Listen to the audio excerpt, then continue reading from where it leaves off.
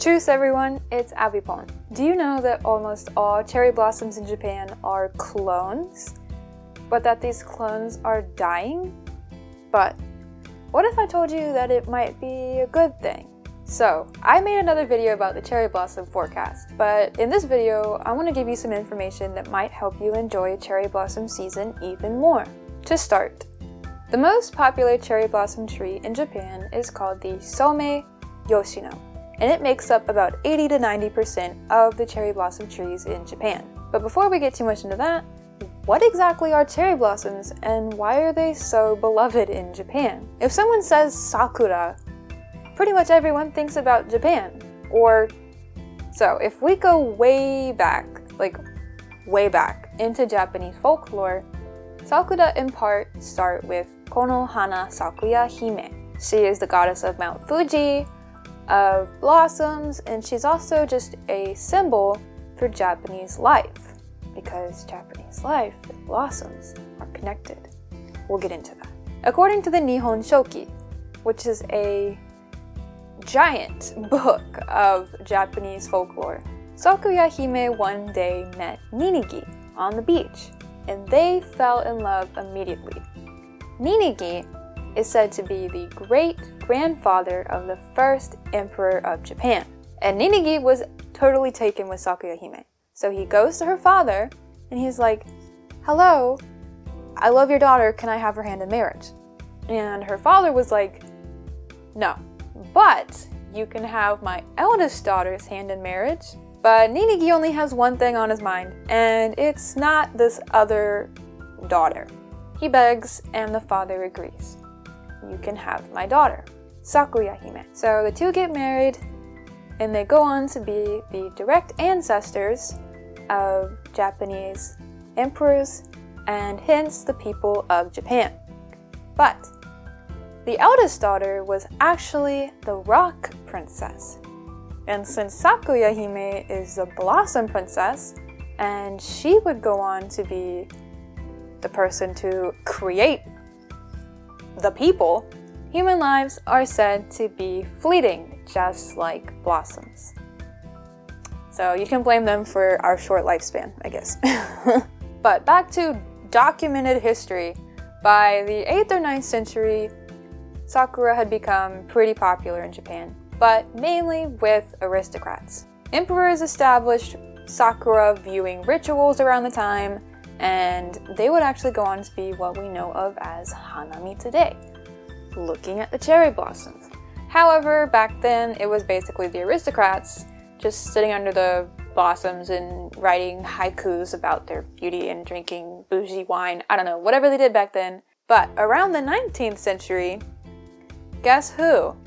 The samurai saw the cherry blossoms and were deeply touched because they saw the cherries as a metaphor for their fleeting lives. Inspired, they started planting cherry blossoms all over Japan to share with everybody.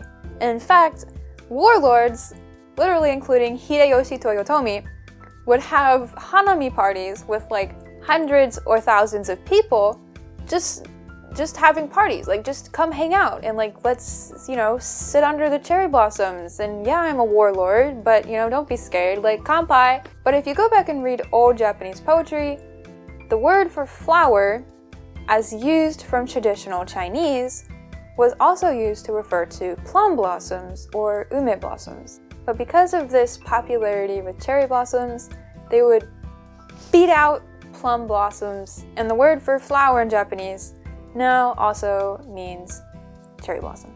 So the full bloom of cherry blossoms is wonderful, but Japanese people also feel a sense of nostalgia when the time comes around. April is the month in which the school year changes in Japan, and as you might have noticed from the overabundance of school-related anime and other things from Japan, Japanese people hold their school years very, very close to their hearts. And for students, the sakura are blooming and falling at the same time that they have their graduation ceremonies at the end of March and their entrance ceremonies at the beginning of April. This means that cherry blossom season is a time of bittersweet farewells and exciting new encounters and opportunities. And so ultimately, these nostalgic blossoms remind us of the impermanence of life. And this feeling is an idea in Japan that's known as mono no aware, which is sometimes translated as an empathy towards things, or literally the pathos of things. And it is this awareness of the transience of life, both that we experience at different points throughout our life and that we experience about life as a whole. Donald Ritchie, who is known for his writings on Japanese film and culture, wrote that the term has a near Buddhistic insistence upon recognition of the eternal flux of life upon this earth. This is the authentic Japanese attitude toward death and disaster. And from my experience, he's absolutely correct. This idea or feeling is something that if you watch a lot of Japanese media, you have probably felt at some point. But getting back to the actual trees themselves, let's discuss the Some Yoshino. It's the most popular tree in Japan, and in 1995, it was discovered that the Some Yoshino are clones of each other. Because of this, all of them have nearly identical characteristics. So clones, that sounds super cool, right? Like they're all exactly the same. And in the case of trees, yeah, it kind of is. So the Some Yoshino was made by crossbreeding the Oshima cherry tree, which is endemic to Japan, and the Edo Higan cherry tree. And it inherits the characteristics of its mother species, the Edo Higan, which allows the flowers to bloom before the leaves, meaning you can focus on the beautiful flowers and without having green leaves right away. And the characteristics of the father species, the Oshima cherry, which make it the fastest growing cherry tree in Japan, and it starts blooming early in its youth. So they're super easy to plant and grow, and they'll be blooming right away. You don't have to wait like a super long time for it to happen. And the best part is that because it's a clone, it blooms at the exact same time, pretty much, in the same area with the same environmental characteristics, which means that if you go to a park in the same area, which encounters the same weather and other basic things, all the trees there will be in bloom and in full bloom at the same time, which is amazing.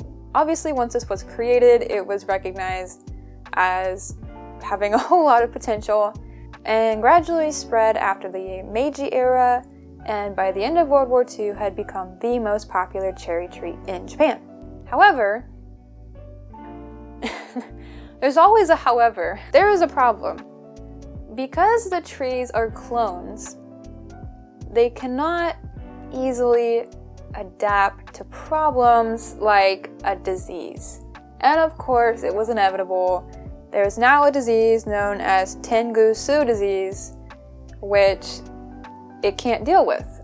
And so the Japan Flower Growers Association had to stop the distribution of Some Yoshino in 2005 and stopped selling even seedlings in 2009, meaning no new Some Yoshino. The ones you see are from before this time because they're being taken out by this disease. So what do? Well, there's a new species called the Jindai Akebono cherry tree, which is now becoming popular. This type of tree has flowers similar to the Some Yoshino, but was made to be resistant to the disease. So the blossoms of the Some Yoshino appear white when looked at up close. But when these pale pink flowers are viewed in the thousands, they appear as a bright pink. To some Japanese people, this shows the power of the group. Even if each individual is weak or boring or whatever, when you work together, you can accomplish great things. However, some people disagree with this metaphor. They see the Some Yoshino as a symbol of the clone-like Japanese people who have been educated by society to shun any uniqueness and just blend in with everyone else. I've used this popular Japanese proverb before, but the nail that sticks out gets hammered down. It's Japanese proverb for a reason. The Someyoshino grow quickly, bloom all at one time, and then fall. And having flourished since World War II, the Someyoshino has symbolized Japanese society up until this point. In contrast, the Jindai Akebono, which is not a clone, which was actually created by a mutation from a cherry tree returning from the United States, is beginning to overtake the beauty and popularity of the Someyoshino. It is beautiful both as a single flower and in concert. It may become a new symbolic flower of Japanese society, which has begun to focus on the individual as well as the group. Some can only hope that these cherry trees, like the former Someyoshino, will go on to represent not just the ideal Japan, but become the future of Japanese society. So thank you for watching, thank you for clicking on this video and making it this far. Please don't forget to leave a like if you enjoyed the video and subscribe maybe, it super helps me out. Leave a comment. Are you seeing cherry blossom this year? I sure hope so. And Abby out.